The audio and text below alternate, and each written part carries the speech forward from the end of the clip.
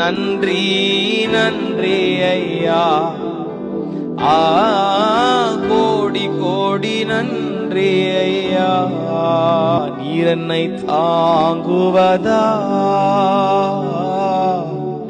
தூங்குவே நிம்மதியா,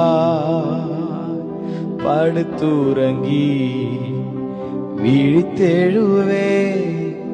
கர்த்தர் நீர் என்னை ஆதரிக்கின்றீர். எத்தனை பேர் சொல்ல முடியும், நீங்க என்ன தாங்குறனால நான் நிம்மதியா தூங்குற ஆண்டவரே.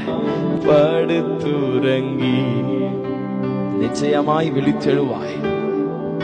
கர்த்தர் உன்னோடு கூட இருக்கிறபடினால் ஒரு நாளும் நீ அசைக்கப்படுவதில்லை மகனே. நீதிமான் நித்திய கீர்த்தி உள்ளவன். நீதிமான் ஒரு நாளும் அசைக்கப்படுவதில்லை. விசுவாசத்தோடு வாயை திறந்து சொல்லுங்க, நான் ஒரு நாளும் அசைக்கப்படுவதில்லை. கர்த்தர் எப்பொழுதும் எனக்கு உண்மையாக நிறுத்தி வைத்திருக்கிறார். அவர் என் மனது பாரசத்தில் இருக்கிறபடினால் நான் ஒரு நாளும் அசைக்கப்படுவதில்லை. நீதிமான் நித்திய கீர்த்தி உள்ளவன்.